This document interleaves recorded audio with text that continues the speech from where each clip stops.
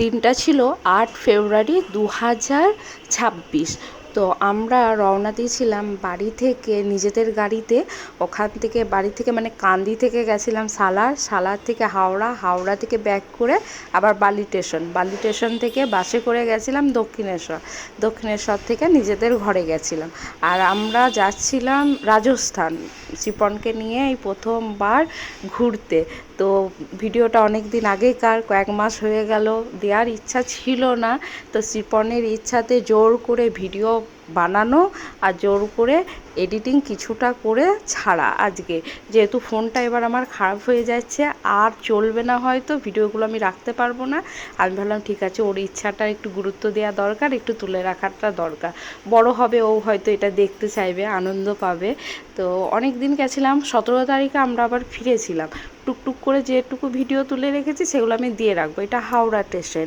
আর editing করতে গিয়ে তো আর এক বিপদে পড়লাম, দেখে আমি সব ভুলে গেছি।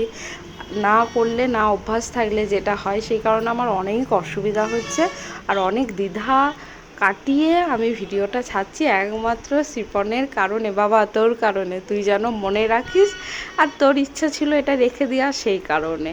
অনেকের কারণে তো অনেক কিছু ত্যাগ করেছি, তো নিজের ছেলের ইচ্ছায় ভাবলাম ভিডিওটা রেখেই দিই, ও দেখবে আর ভালো লাগবে। আর সেদিন দেখুন মায়ের দক্ষিণেশ্বরের মন্দির দেখা যাচ্ছে।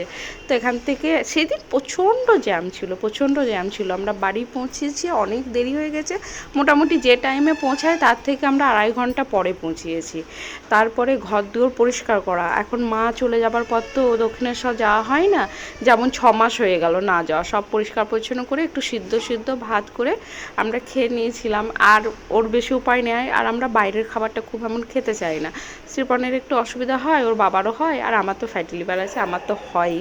তো আমরা যেহেতু পরে বাইরে খাবোই কয়েকটা দিন, সেই কারণে ভাবলাম না, সিদ্ধ খেয়ে নেওয়াটাই ঘরের খাবার ভালো হবে। তারপরে গেছিলাম আমরা সন্ধ্যেবেলায় একটু মার্কেটে গেছিলাম, কিছু কেনাকাটা শেষ মুহূর্তে ছিল। তো ওখানে গেছিলাম, এটা কামারহাটি পৌরসভায় পড়ছে আমাদের বাড়ি। ভয়েস দিতেও অসুবিধা হচ্ছে, এখানে সাউন্ড যাচ্ছে, তাও কিছু করার নয়।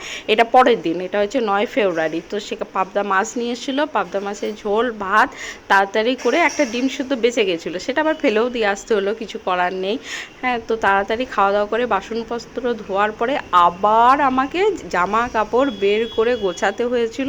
এর জন্য না, যেখান থেকে যাবার একদম ডাইরেক্ট যাওয়াটাই ভালো। যেহেতু আমরা ওখানে দাঁড়িয়েছিলাম, সুবিধাও হয়েছে, আবার কিছুটা অসুবিধাও হয়েছে। শিপনকে নিয়ে প্রথমবার যাচ্ছিলাম, তো অনেকটা দূরে জার্নি, তো সেই কারণে আমরা থেমে